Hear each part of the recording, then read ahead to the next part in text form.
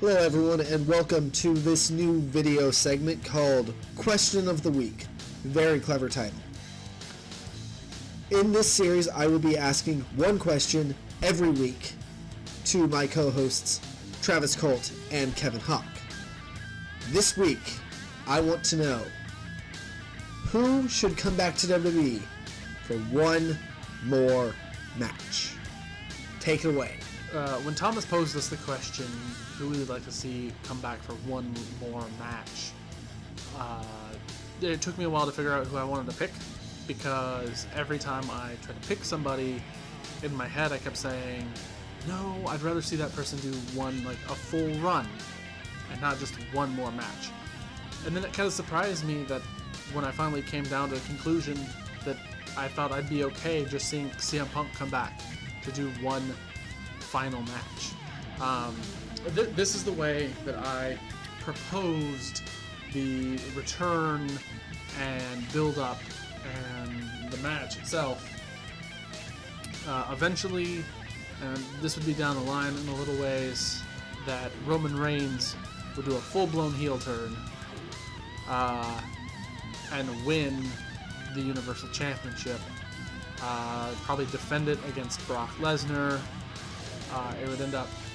He'd end up feuding with Seth and Dean, because they would do the whole, you turned exactly into the thing you didn't, or you turned into the thing you despised your entire career, sort of thing.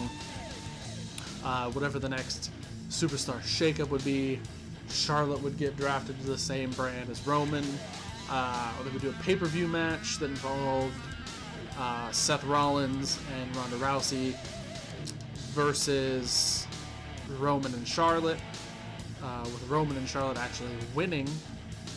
Roman would cut a promo saying how he's beaten Brock, his team beat the team with Ronda Rousey, he's the Universal Champion, he's beaten everyone that they could throw at his path, so essentially there's no one who could rival Roman Reigns in WWE, UFC, anywhere. He faces Seth Rollins at a pay-per-view for the championship, no disqualification. Triple H and Stephanie try to help him retain, but they get blocked by Dean Ambrose.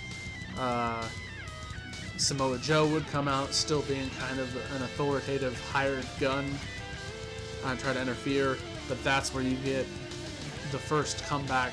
The music, Cult of Personality hits. CM Punk runs down to the ring with his wife, AJ Lee. They take out Samoa Joe and Stephanie McMahon, maybe even Triple H.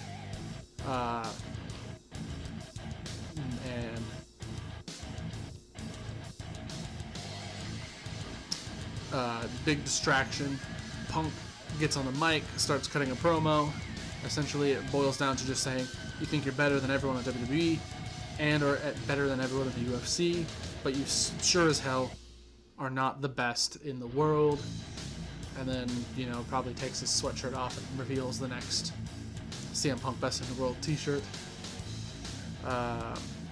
Superman punches Punk, so Roman actually gets the first shot in on Punk, but it's enough of a distraction for Seth to kind of regain his wits. Roman goes for a spear on Seth, but Seth would jump up and curb stomp him down mid-spear and win the belt, which would lead to Roman. And I'd say this would be like whatever pay-per-view would be, maybe the Rumble or the next one after the Rumble, whatever they do interim between Rumble and Mania. Then like the next week on Raw, or the next night technically, Roman would come out and cut a promo talking about how he was robbed. He wants CM Punk. He wants his title back. Seth would come out on the ramp, agrees to put his belt on the line. They do the whole, how about right now? Roman says, no, it's going to be at WrestleMania, blah, blah, blah, blah, blah. Paul Heyman would come out on the ramp with AJ Lee and reveal that he's in CM Punk's corner. And he comes out and says, and as of the fact that you challenged CM Punk just now, CM Punk gladly accepts your challenge on one condition, that it's the main event of WrestleMania. The one thing that CM Punk never got to do in his run in WWE.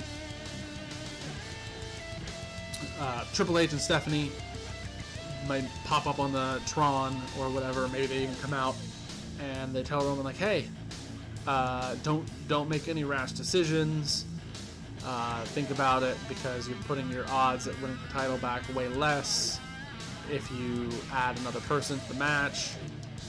Roman's already so pissed off that he accepts, and it officially makes the Universal Championship match at WrestleMania Seth Rollins defending against Roman Reigns and CM Punk. Then Punk will jump in from over the barricade with all the distraction happening up on the ramp and on the stage in the Tron, and hits Roman with the GTS. Then they get to the WrestleMania match after a couple more weeks of build, where CM Punk eventually ends up being the factor that negates Roman Reigns, probably a GTS or something, through a table.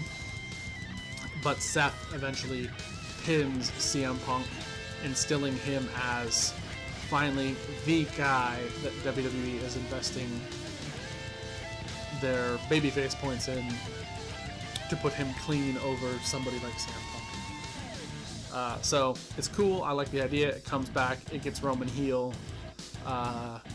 It's a good build. It involves a lot of people that we like to see. And he comes in and he gives the rub to the next big babyface star, Seth Rollins. So there's my who comes back for one more match story, CM Punk. All right, so my choice for who should come back is a little more off the beaten path. Not someone that usually you would think about coming back for one more match. I chose Raven. And not only is Raven coming back, but he's also bringing a group over that he started in TNA called Serotonin. In TNA, it was him, Frankie Kazarian as Kaz, you had Johnny Devine as Havoc, and then you had Matt Bentley as Martyr. This time, he's actually going to create a Serotonin Sanity mirror where he's going to be feuding with Sanity. So here's how it goes. So after a losing effort to regain the NXT tag titles, Sanity's just beaten down. They've been on a bad streak. I'm kind of going current status where Killian Dane wasn't able to win the North American title. Eric Young and Alexander Wolf have lost the tag titles. Just kind of go with a few more losses. So after they lose this time, you have a video that pops up that is just a succession of all these moments. Losing titles, failing to gain titles, failing to regain titles, all these things, and with a distorted voice that comes over and says, "You choose to live your life in chaos. You think chaos brings you happiness, but we have seen that chaos has been your undoing, and it'll be our job to make you better, whether you like it or not." That always being the mantra of Serotonin is, whether you like it or not, we are going to be the ones that make you better. So Sanity, a few weeks later, decide they're not even going to address this video. They don't really care about a warning. They're Sanity. It's chaos. So if something happens, fine, they'll take it and run with it. So they actually get themselves in a position where all of them are going for singles titles. Maybe Wolf and Eric Young are in for the NXT tag title or the NXT championship, and Killian Dane is going for the North American championship. However it goes. So Eric Young finds himself in a match, and he's got Alexander Wolf at ringside. What causes him to lose is a large masked man coming out, beating down Alexander Wolf and abducting him. So then a couple weeks later, Eric Young, Killian, and Nikki all come out. Eric Young is saying, "Hey, we saw your video, we saw your attack on Alexander Wolf. We want Wolf back.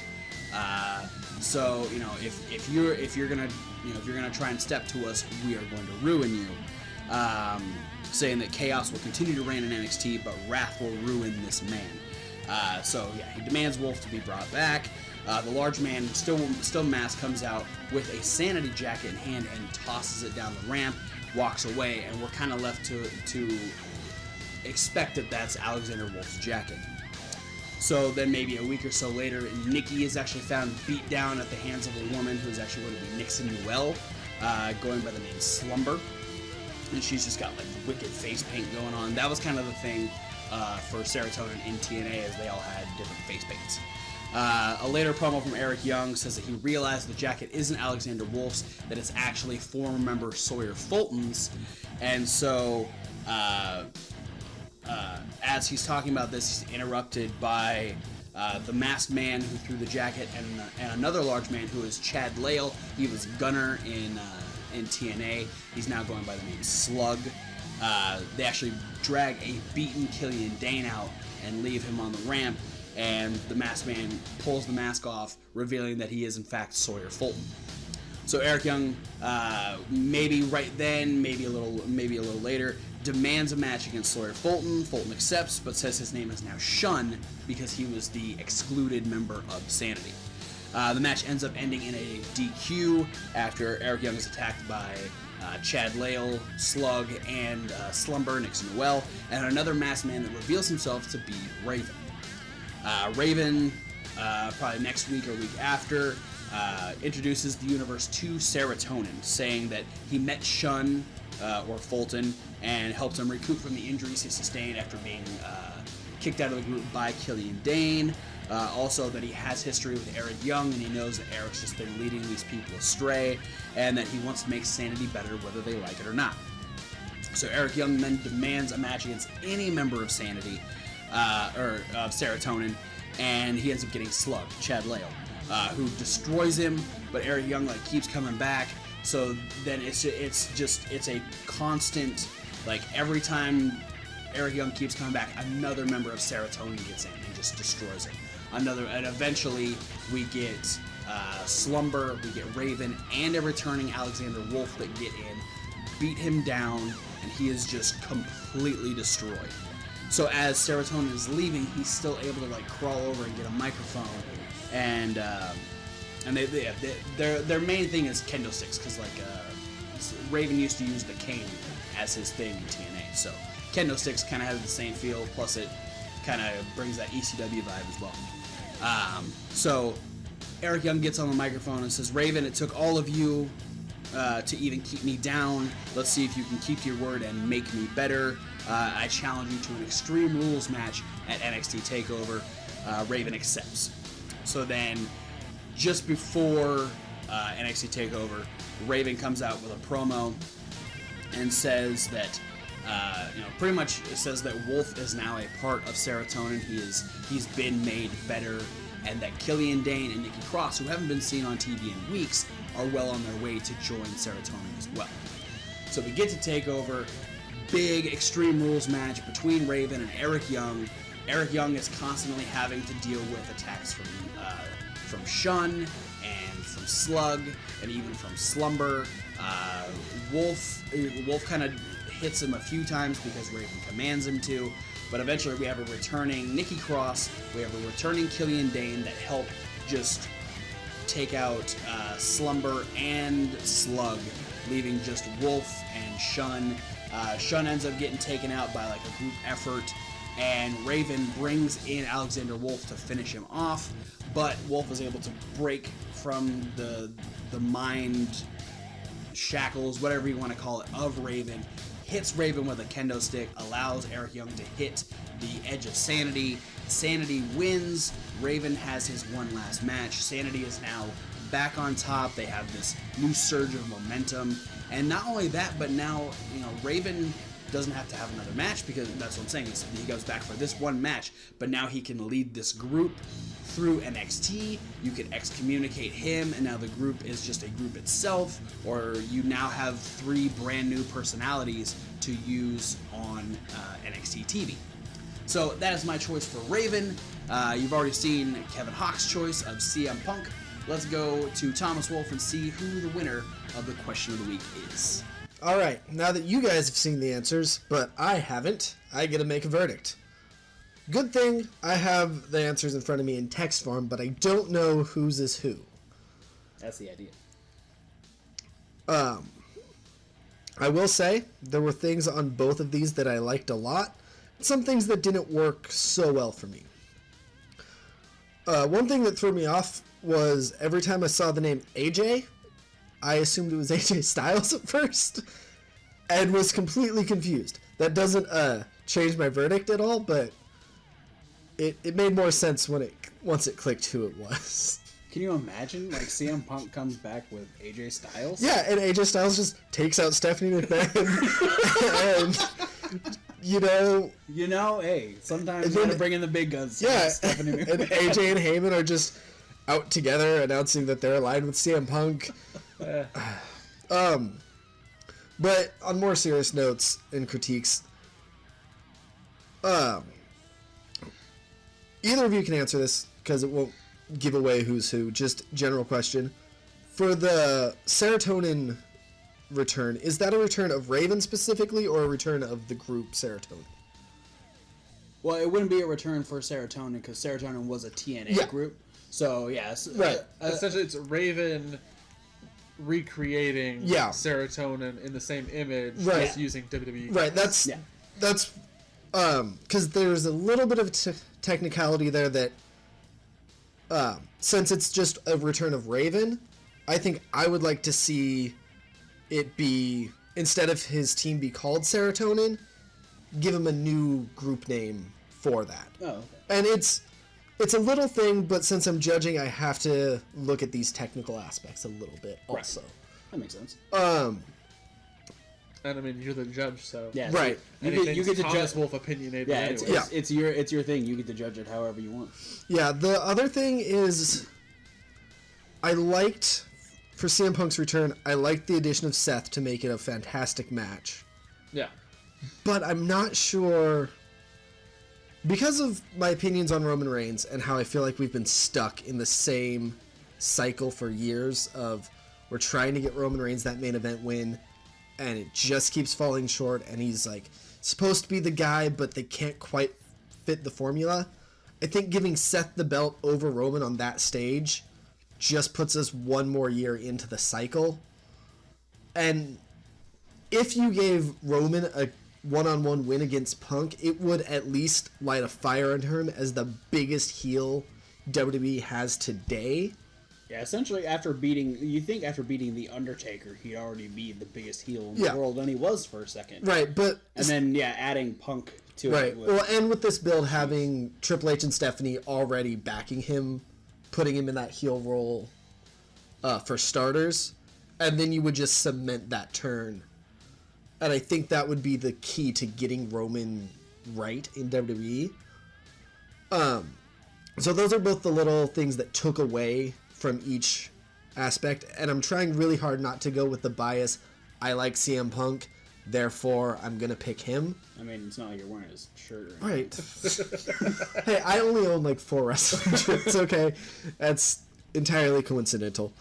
And the fact that the Raven storyline takes place in TNA, adds that NXT takes place in NXT, adds that extra dimension for freedom of creativity and just work rate for matches that WWE doesn't always get.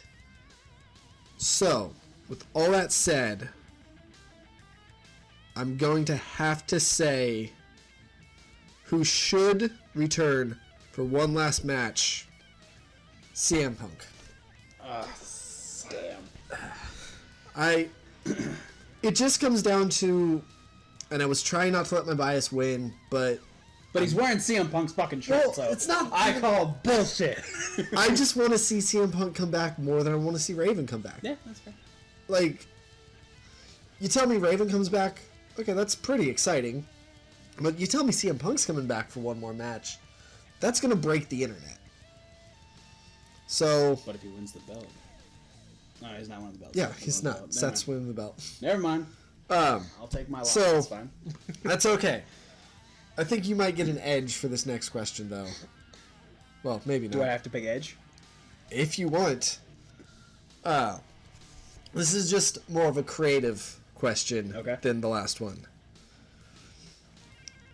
I want you guys to give me, to pick 8 wrestlers. Oh, jeez.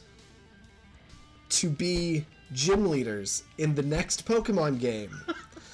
And tell me what Pokemon they have and what types of gym they have. I think I will have the edge in this one because I still play Pokemon Go. You don't fight the gym leaders in Pokemon. No, but I'm looking at Pokemon like every day. Yeah. You got. But I bought the more recent Pokemon games. That's true. So I'm on the DS. Yeah. You know more about the more recent Pokemon than I do. Yeah. I'm just catching them. Yeah. Because that's what the game tells me to do. So I follow rules, sort of. So that's what I want to know next week. I'm excited. Pokemon Gym wrestlers. Let's make it happen. Do we have to do gym names, or is that optional? I mean, Pokemon gyms don't really have names, but Yeah, I think more so the badge names. yeah, badge names. Okay. Because the badges have names. Yeah. usually. Okay. Gotcha. Because the gyms are just the city gyms. Right. Typically. Yeah. But if you want to give them thematically appropriate names, because you know what? The Pokemon cities are fictional cities anyway. Yeah. So, So make fictional cities. If yeah, you want. like, I mean, Brock Lesnar can be the gym leader of Suplex City. That was immediately what I thought, but I'm not gonna. I mean, I might use Brock Lesnar. yeah. All right. So that is the video for this week. As we always say, what do we always say? I don't do the outros. Well, for this one, let us know down below who you'd want to see return for one more match, whether it be CM Punk, Raven, or your own choice. Anybody else. You can post some storylines down below. We can get a discussion going. I mean, you don't have to agree with Thomas Wolfe, because I don't, but hey, let us know how excited you'd be for CM Punk to return and face Roman Reigns and Seth Rollins at WrestleMania. Also, post some Pokemon ideas. Maybe we'll also, post questions down below and give this guy some ammunition he can throw at us. I would love to use your guys' questions. One, it makes my job easier. And two, it's more interactive, and that is always fun for everyone. Absolutely. So, be sure to click all those links. Check out both the channels. You know the drill. New unboxing coming soon. Absolutely. It should be about a week now. Or no, just a couple days. I forget how late into April we are. So yeah, thanks for checking out Reasonable Wrestling fans. We'll see you guys some other time. Next week at the latest. Later.